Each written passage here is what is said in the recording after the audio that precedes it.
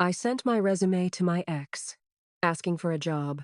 I figured he'd shut me down and humiliate me. Instead, not only did he say I could join the company, he even drove over himself to take me to the interview. And he went so far as to hand over his office so I could binge dramas and slack off. But the moment I was lured by a higher salary and thought about jumping ship, he cornered me at the door and demanded answers. And that's when it hit me.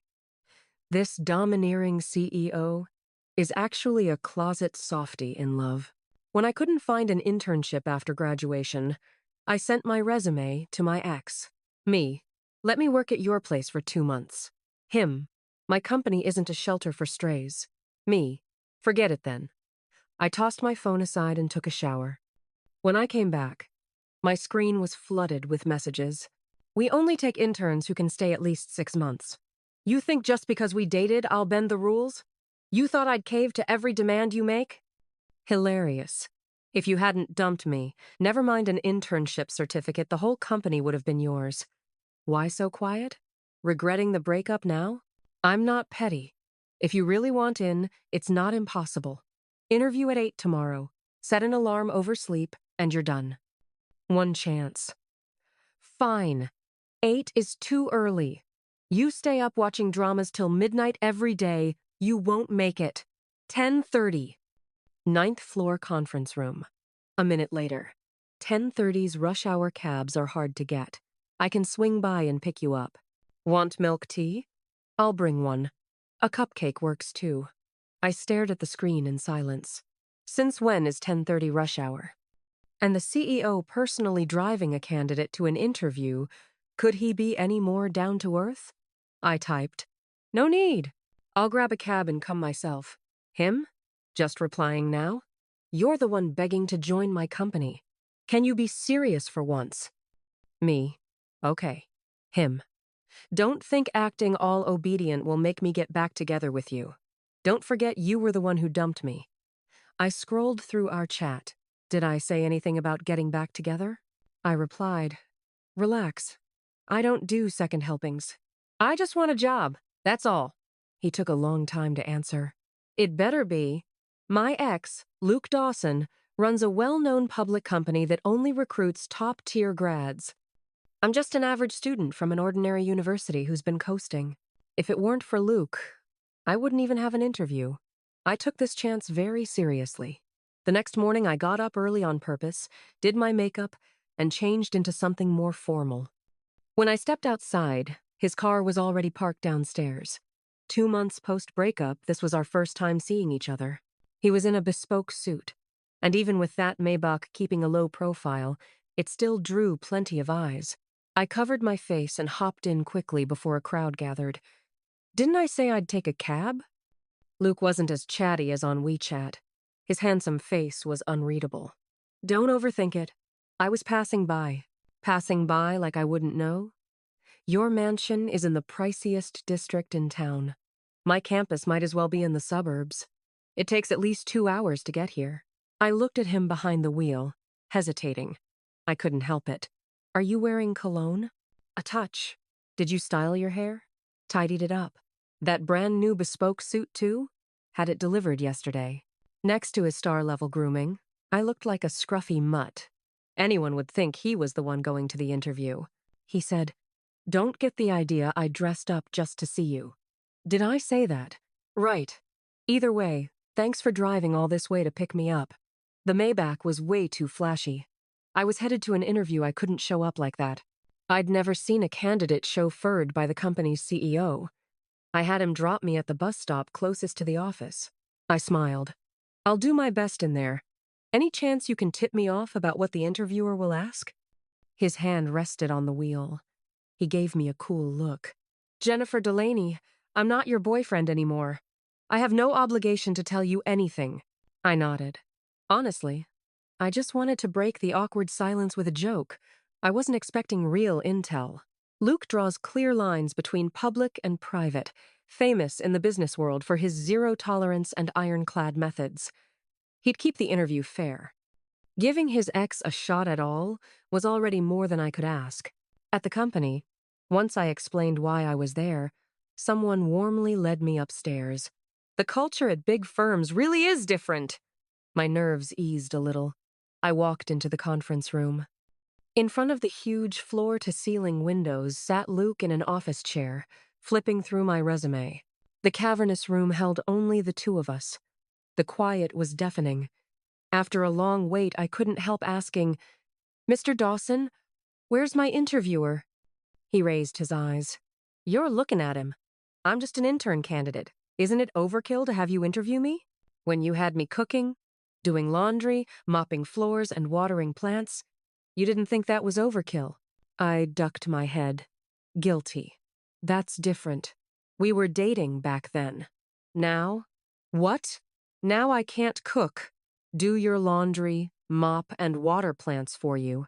Huh? Is that what I meant? He gave a cold laugh. Jennifer, you haven't changed. Use me up and toss me without a second thought. Wait, are we still interviewing? I tried to steer us back. Mr. Dawson, I'm sorry about the past. I'll fix those bad habits once I'm on the job. Fix them? As if I don't know you. Can you? Without me cooking, do you even enjoy your meals? Without my 8-pack as your pillow, do you even sleep? Watching him get more worked up by the second, I fell silent. All right, since you've got such a problem with me, I won't trouble you. I stood to leave. Come back. Luke pressed his lips into a hard line, his face cooling again. He pulled out a contract and, before I could protest, pressed my hand down to sign. Congratulations. You're hired. Don't think our history gets you special treatment. Even if the work is brutal, you'll grind through it or you'll be staring at a massive breach of contract penalty. Day 1, I sat at my desk, laser-focused. 3 hours passed. I had already binged 3 hours of TV at my workstation. Not far away, Luke had been working in earnest the whole time. He wears gold-rimmed glasses when he's in the zone, which only makes him look more like a dangerously polished gentleman. I took off my earbuds and stared at him. He felt my eyes on him, and his expression said he knew exactly what I was doing. I picked up my phone, tapped a few times, then put it down. I topped up your VIP. Keep watching. What kind of intern watches dramas in the CEO's office? I felt uneasy. Shouldn't I be doing something? He said, if you're hungry, order takeout. Oh, honestly, I loved this lazy, freeloading life, but wasn't it a bit too shameless to slack off so openly? I frowned. This doesn't feel right. Luke's face darkened. You talk so much, don't you ever get thirsty?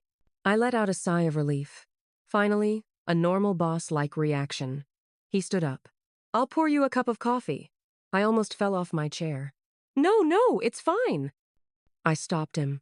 He smelled faintly of mint, the same scent from the body wash I'd picked out for him before. He lowered his head, eyes as cool as ever. Heh, can't resist, huh? Then he smirked and wrapped me in his arms. Even though we've broken up, if you miss me that much, I guess a hug won't hurt. Where on earth did he get that idea? I couldn't help reminding him. Luke, we're broken up, he scoffed. All because I couldn't handle super spicy hot pot? That's your breakup reason? Ridiculous, I said. When two people's tastes are that incompatible, it affects the relationship. It's hard to last. He gave a cold laugh. Hard to last? The look on his face made me uneasy. Bantering with Luke was a mistake. That afternoon, my workload suddenly doubled. I ended up being the last to leave the office. Damn, Luke. Still as annoying as ever. After a few days of work, my roommate started ranting in the group chat. I can't do this job another day. I must have been a terrible person in my past life. Now I have to get up early for work. Who invented good morning? What's good about it anyway? Only 2 days in, and my boss already called me stupid. Smart costs extra, you know, I replied. I don't want to work anymore. I'm moving to Mount Emma to live as a monkey. Our usually calm, kind dorm leader chimed in to comfort us. Honestly, it's normal to feel emotionally unstable under long-term stress. You just need to self-regulate. Believe everything will ha ha ha ha ha ha ha ha ha ha ha ha ha ha sand ha kill shark shade shine shaw ah everything's gonna be fine. Let's go. Looks like everyone's mental state was just peachy after starting work. Compared to the others, I was doing much better. When it got busy, it was crazy busy. When it wasn't, I had absolutely nothing to do. The busyness depended on triggers. As long as I didn't provoke Luke, I could stay a total slacker. But good days never last. One day, Luke went out for a meeting, and I was in the office watching dramas. A flashy woman walked in, froze when she saw me, and gasped, "Jennifer, what are you doing here?" I yawned. "Working." She pointed at the show playing on my computer. "You call that working? You dumped Luke, and now you're back pestering him? Have you no shame? You think he'll forgive you?" The woman before me was Jessica Miller, one of Luke's obsessive admirers. Back when Luke and I were dating, she'd tried to steal him away more than once. When she heard we broke up, she was the first to post a celebration on her feed. Now, seeing me here again, Jessica looked shocked. "Luke is mine! You broke up with him. Why are you back?" I answered honestly. 9 to 5 hours, weekends off, free lunch, and afternoon tea. She blinked. "That's all your dignity's worth?" I shrugged. "Jobs are hard to find." "Then come work for my company. I'll match all those perks, double the pay even. Just stop clinging to Luke like gum on his shoe." I said, "There's a breach penalty if I quit." She snapped. "I'll pay it. Deal." We struck a bargain instantly, and I started packing up my desk. After all, I didn't have much personal stuff there. The power bank, Luke's. The blanket, Luke's. The herbal tea, coffee beans, nuts, and snacks all sent by him. The only thing that was truly mine was a pink thermos. That, too, had been a gift from Luke. I decided to take it with me when I left. Jessica urged. "Hurry up! If Luke sees I'm taking you away, he'll lose his mind." "Got it, boss." Unfortunately, or maybe predictably, just as we reached the elevator, a tall figure stepped out. Fresh from his meeting, Luke spotted Jessica, then me behind her, clutching my thermos. His face instantly darkened. "Where are you going?" "Bathroom," Jessica and I chorused, hands clasped, looking like two schoolgirls sneaking off together. Jessica gave me a quick glance, an unspoken signal to play along. Too bad Luke's sharp business mind wasn't so easy to fool. Bathroom? His lips twitched in a half-smile, his eyes fixed on me. "Taking a thermos to the bathroom?" I quickly hid it behind my back. In doing so, I moved too fast, and 2 packets of cookies I'd swiped from my desk fell out of my pocket. I bent to pick them up, but out tumbled 2 sausages and a bag of crispy shark chips, all office loot. Luke's tone was dry. "Still love the snacks I buy, huh?" Jessica gawked. "That's what you're focusing on? Shouldn't the point be that she's about to ditch you again? Luke, I barely had to tempt her. She's already ready to jump ship. She's leaving, stealing snacks on the way. She's only ever cared about your money. How can you still like a woman that shallow?" Luke said. "Being rich is one of my strengths. If she likes me for that, it means she appreciates my strengths. You still don't see her true colors. She dumped you once. You cried like a dog, remember? You can't make the same mistake again." A vein throbbed on Luke's forehead. "Shut up. It's true. You told my brother over drinks that you'd never get back together with her. You said if you did, you'd be a dog. Unless she says, 'I love you 100 times. Then, muh." The assistant beside her wisely covered her mouth just in time. Luke's patience snapped. "Jessica, if you ever enter my office again without permission, I'll tell your brother to cut off your allowance. Get her out of here." Jessica was dragged away. Once the scene ended, only Luke and I were left. I had a bad feeling. "So, I'll go too?" I barely took a step before he grabbed my wrist and pulled me back into the office. "You just walk away that easily? Haven't I given you enough?" The moment the door shut, He pinned me against it. His broad, warm palm blocked the chill of the metal behind me. Caught red-handed trying to jump ship, I felt guilty. She did offer more than you. Before his face could darken, I hurried to add, but I know my own limits. Instead of freeloading at your company, it's better if I go to hers. That way, everyone's happy. Happy? You think I'm happy being poached? I admitted honestly. I'm just a slacker. I can't really contribute much. You've built your company into a powerhouse, hiring top talent from every field. We dated once, at least. I don't want to shortchange you. He laughed, a sound that made my back go cold.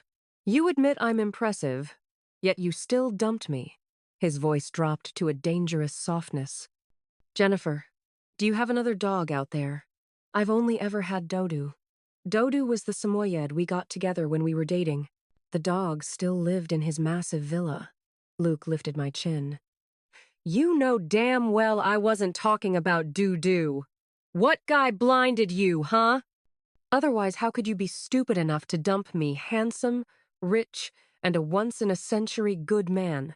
I wanted to call him narcissistic, but he wasn't exactly wrong. Luke, since we've broken up, there's no need to bring up the past. I felt the grip around my waist tighten, then release. Of course I know we're done, he said coolly. You think I'd humiliate myself again? Not a chance. A fine bit of talking to himself. You've signed the contract. You'll finish your term before leaving. Otherwise, the breach penalty will wipe you clean. You'll have to borrow money from me. And Jessica won't pay it for you. She's barely holding on herself. Watching the icy smile on his face made me shiver. No wonder he was a ruthless businessman. He had no mercy, not even for an ex or a would-be lover. After the ordeal, I went back to my desk and set my pink thermos down. Since I was stuck here, might as well make peace with it. Then, by accident, I glanced up and saw Luke's computer. The screensaver was a photo of me eating cake.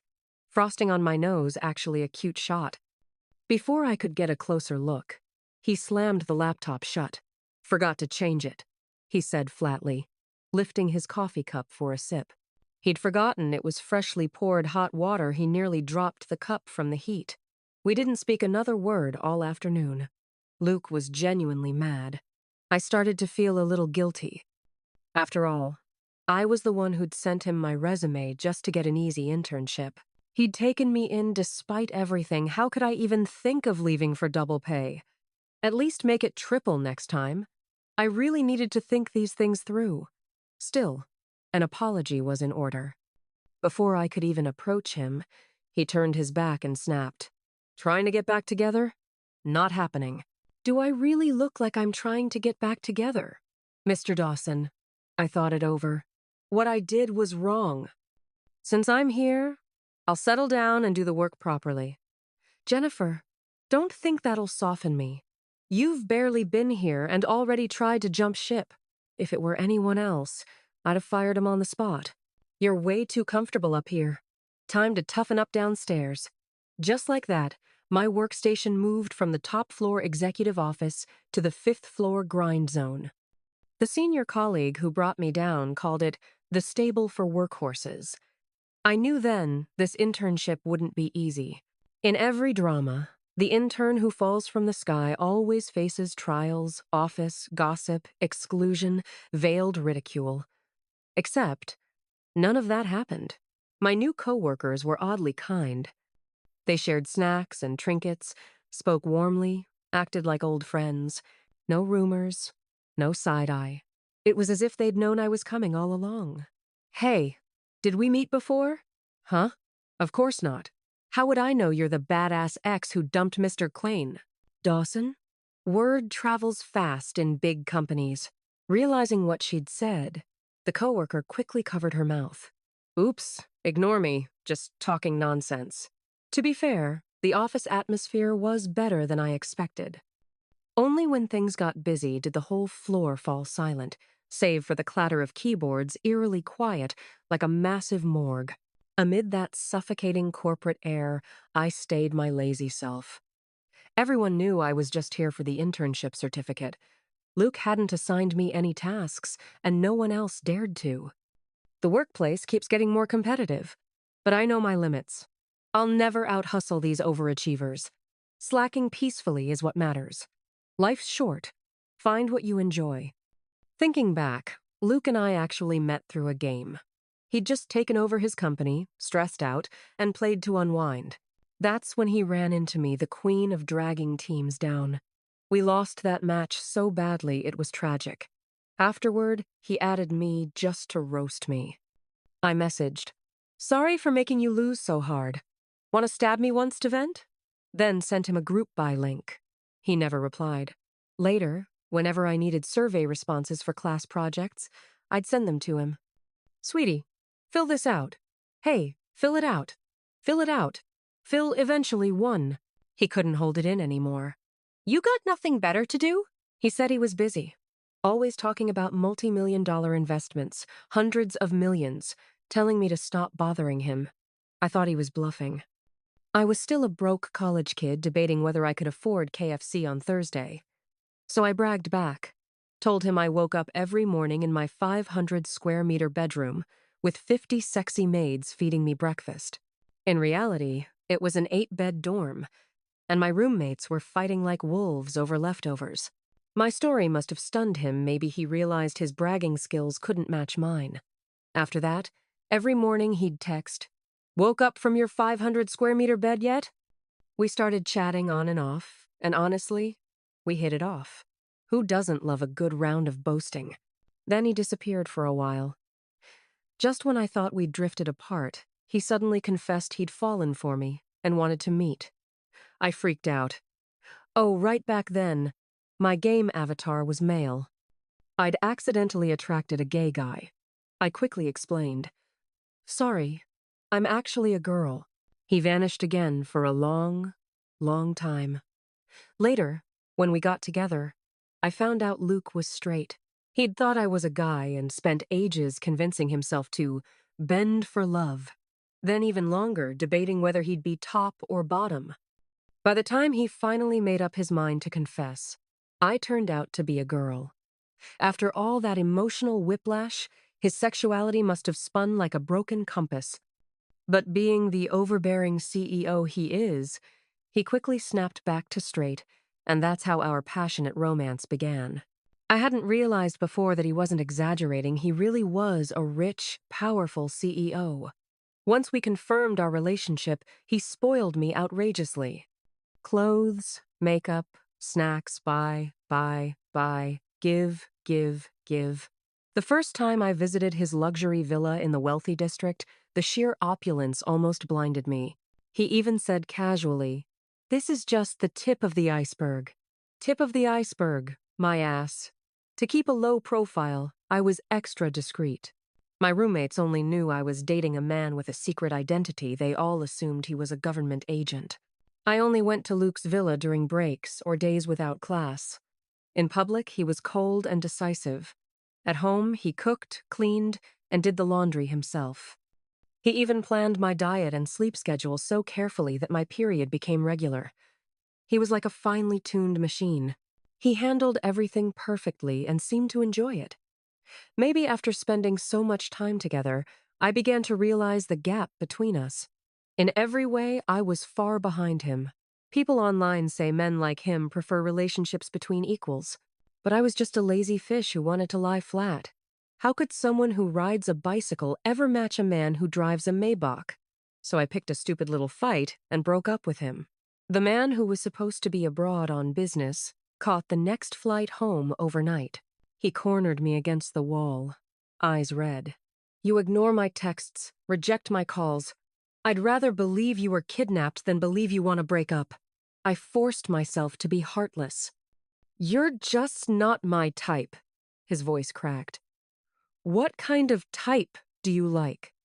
"I can change. It's not you, it's anyone." "Jennifer, then what was all our love before? Guess you just have a good memory." He looked shattered. Luke had always been admired and praised since childhood. His pride wouldn't allow him to beg or stoop low to ask me back. Clutching his chest, he ground out, "You think I can't live without you? I'm Luke Dawson. What kind of woman haven't I seen? You're just a tiny bit cuter than most, that's all. I nearly cried. He was still complimenting me at a time like that.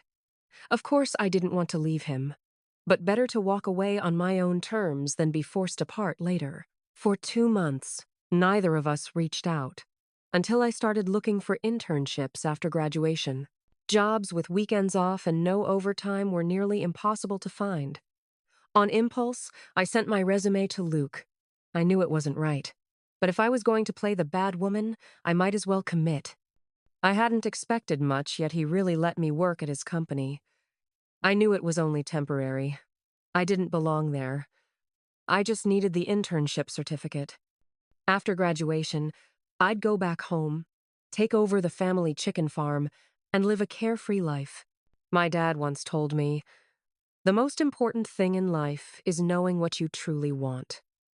Rather than trading my health for money, I'd rather live freely. As long as I don't starve, I'm good. Luke was a fast, efficient CEO. His way of living didn't match my family philosophy. He managed thousands of employees. I'd be managing thousands of chickens. He talked about corporate intrigue. I complained about chicks pooping right after eating. We were never from the same world. When the internship ended, we'd go our separate ways, two parallel lines never crossing again. After a week working downstairs, I was chatting idly with the woman at the next desk when my phone buzzed. "Luke, if you want to come back upstairs, I'll allow it." "No thanks." I sent it and went back to chatting. Over the next few days, the office atmosphere grew tense. Luke lost his temper often in meetings. Employees exchanged nervous glances, hardly daring to breathe. Only when I was around did he calm down for a while. Eventually, the higher-ups got smart. They started bringing me to every meeting. I became their human good luck charm, the only one who could keep the stormy boss in check. A few days later, a new intern arrived. Tony. Unlike me, Tony was the real deal. A top student, hired through merit, full of energy and talent. Since the position only had 2 interns, we naturally talked. He greeted me. "Hey, which school are you from?" Okay, maybe we didn't have that much in common. When I told him, he looked thoughtful. "This company's hard to get into. Usually you need years of experience. I got in thanks to my big company internships, but you without any wow." His eyes lit with admiration. "Senior, you must be incredibly capable." "No, I was just a lazy fish who'd gotten in through connections." To learn from me, Tony brought me snacks every day and tried to get close. His eager, curious gaze made it impossible to tell him the truth that I was a fraud just here for the certificate. One day, as he handed me a washed apple and asked for advice again, I shivered. "Don't you feel like it's gotten colder lately?" Tony scratched his head. "Yeah, maybe the AC's broken?" I turned, sensing something. Sure enough, a figure stood in the shadowy corridor. Luke's face was dark, his icy stare locked on the apple in my hand. Tony leaned in to ask another question. I quickly stepped aside and handed the apple back. When I looked again, the hallway was empty. After that, Tony's workload doubled, maybe tripled. He was doing the work of 5 people alone. Even I, the queen of slacking, couldn't bear to watch. Poor Tony still smiled. "It's just the company recognizing my potential. A great opportunity for growth." "You were literally nosebleeding from exhaustion last night. And you still call that growth? This city's too brutal. Going home to run a chicken farm was definitely the saner choice." I started counting down the days until the internship ended. Near quitting time one evening, my phone rang. Luke's cool voice came through. "Come upstairs. It's almost time to clock out, Mr. Dawson. Something urgent?" "Pay raise. On my way." I went up to his office. He was sitting on the couch, jacket off, a few buttons undone on his white shirt. Since I entered, he hadn't moved, just watched me. There was a faint haze in his eyes, maybe from alcohol. "You've been drinking?" He spoke instead. "You like that new intern?" "No." It was like he didn't hear me. He stood and slowly walked toward me. "What's he got that I don't youth?" His pale skin was flushed. the cold, untouchable CEO from the day, now softened by jealousy. Why do you always talk to him, yet every time I pass by, you avoid me? I could feel his warm breath brushing against my nose. I tried to pull away, but he refused, stubbornly taking my hand and pressing it to his face. I've been taking good care of my skin, he murmured, then guided my hand downward past his neck, his collarbone until it rested on his abs through the thin fabric of his shirt. I've also been working out every day. So what exactly don't you like about me? His tone was genuinely puzzled, and as he moved my hand lower, it brushed something hot. I flinched, but he held my hand in place. Mr. Dawson, please have some self-respect. Jennifer, do you really hate me that much? He whispered, leaning his whole weight against me. There was no reasoning with a drunk man. I was about to call for his assistant when he yanked me back and crushed his mouth to mine. The sudden kiss hit like a storm, taking my breath away. My mind went blank. I didn't push him away. His fierce, consuming kiss sent his heartbeat pounding against me, and my own heart followed suit. I don't hate you. Then why did you break up with me? Tell me. His voice was low and rough, like a devil coaxing an angel into falling. Whatever the problem is, we can face it together. I was even willing to change my orientation for you. There's nothing I can't accept. I couldn't resist him when he spoke like that. His kisses left me gasping, until I finally gave in and confessed the real reason behind our breakup. After I said I didn't hate him, Luke became surprisingly quiet and calm. So you thought our difference in family background was what stood between us? And you broke up without asking me? I lowered my head. I'm sorry. His arms tightened around me. Don't tell me you're sorry. This isn't something an apology can fix. Then what do you want? Get back together with me. I froze and looked up at him. His eyes were red at the corners, but his expression was serious. I can move into your chicken farm. If you think our backgrounds are in the way, I'll give mine up. Like you said, people should know what matters most. For me, that's you. I can help manage the farm, make it go international. I need you, and I want you to need me. He closed his eyes, his voice hoarse and trembling. Don't leave me again. He really was the ultimate love-brained man. Those broken, tear-filled eyes, no woman could resist them. Seeing his pain, I couldn't stand it anymore. In that moment, I made up my mind completely. Whatever came, we'd face it together. Even a lazy fish has to take responsibility. I cupped his face in my hands. Getting back together isn't impossible. Once the words left my mouth, there was no taking them back. I returned to the top-floor CEO office, my special seat restored. Before leaving, Tony looked at me with awe. You're incredible, Senior. That promotion was lightning fast. I'll make you my role model. Good luck, I told him. After we got back together, the company atmosphere noticeably brightened, and the workload wasn't nearly as tight. Luke couldn't wipe the smile off his face. After work, he drove me straight back to the villa. Dudu, your mom's home! Our chubby Samoyed came bounding over, circling me joyfully and rubbing against my legs. Luke, grinning like a fool, went off to do laundry, cook, and mop the floor, his cold, proud facade completely gone. He even posted a photo of us holding hands on his social feed with the caption, "Bound by love, never apart." Barely a few minutes later, Jessica blew up my WeChat. You two got back together already? I don't believe it.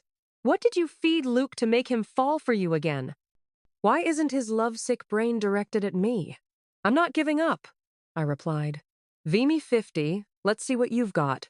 Ding Alipay incoming. 500,000 yuan. The sudden notification almost made me jump. Luke had appeared behind me without a sound, his eyes full of wounded jealousy. You'd sell me out for 50 grand? Of course not, I protested. I thought since we'd just reconciled, we'd keep things slow and proper. But that night, he came out freshly showered, smelling divine, and crawled right into my bed. Honey, Do I smell good? Comfy enough to sleep with? He whispered against my ear. Once you sleep with me again, you can't sleep with anyone else. With our love rekindled, my internship life became almost blissful. After days of arriving and leaving work together, even the naive, straight-laced intern Tony finally caught on. One afternoon, I ran into him downstairs. He called out to me in a whisper. I blinked. What's wrong? Tony stammered. My workload's been reduced lately, and it's kind of scaring me. Why? You afraid of getting fired? His face turned bright red as he hesitated. Finally, he blurted, I always wondered how you had so little work and still got promoted. Then I realized you and Mr. Dawson spend a lot of time together. I don't mean anything bad, but just so you know, I'm not the type to sleep my way up.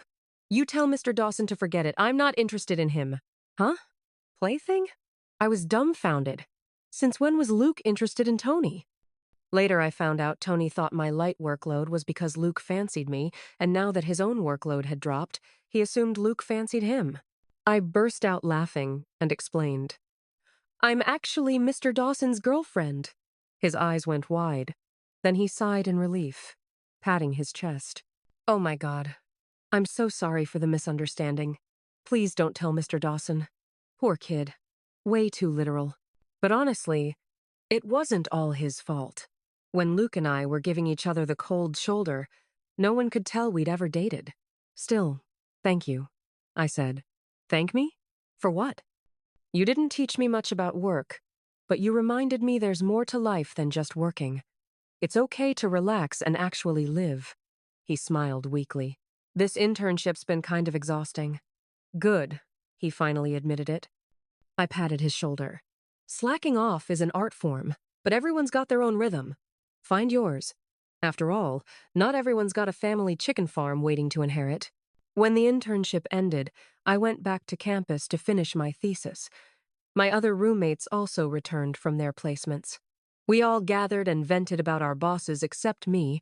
I kept praising mine. None of them believed me. One roommate even touched my forehead sympathetically. Too many cafeteria carbs, you're starting to hallucinate. Everyone burst out laughing. Back in the noisy dorm life, Luke was left alone in his empty villa. Every day he sent me flirty pictures showing off his body, trying to tempt me to visit him. When he missed me too much, he'd drive to my campus.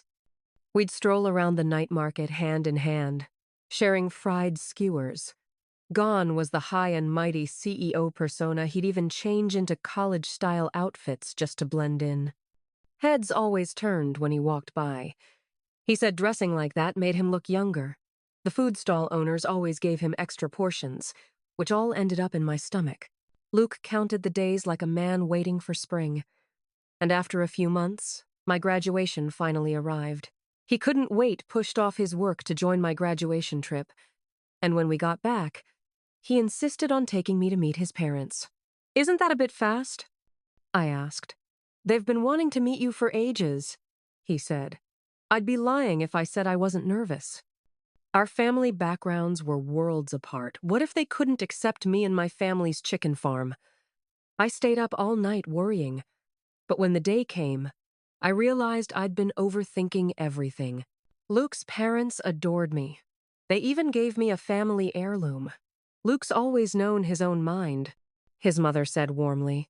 We trust his choice. Both of them held my hands affectionately, treating me like family. I couldn't figure out why they were being so enthusiastic. Later I learned that back when Luke and I were in an online relationship, when he thought I was a guy, he'd actually come out to his parents about it. It caused a huge fight at the time. So now, seeing that their son was straight again and bringing home a girlfriend, they were overjoyed, practically ready to marry us off on the spot. Everything went perfectly. At Luke's urging, I took him home with me for the Lunar New Year. He came carrying bags upon bags of gifts. At 6 feet tall and movie star handsome, he instantly won over my parents and all the aunts and uncles. My dad pulled me aside, whispering how satisfied he was with his new son-in-law. That boy's got drive, he said. The way he works, he looks ready to plow 2 acres for us himself. Even the hens in the coop like him. See that basket of eggs in the kitchen? All laid because they saw him walk by. I was stunned, so this was the power of peak masculinity? On New Year's Eve, the air was full of laughter. Our family sat together for the reunion dinner while fireworks bloomed outside. Each burst of color painted the sky brighter than the last. It felt like the most beautiful display ever. Just as I reached for Luke's hand to make a wish, I saw my name appear in the fireworks above.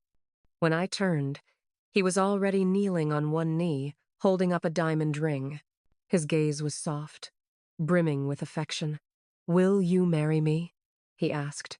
As the fireworks reached their most dazzling peak, I smiled and offered my hand. All the confusion and heartache of the past vanished in that moment. Meeting Luke was the greatest luck of my life. From that day on, through every year to come, we'd walk forward together,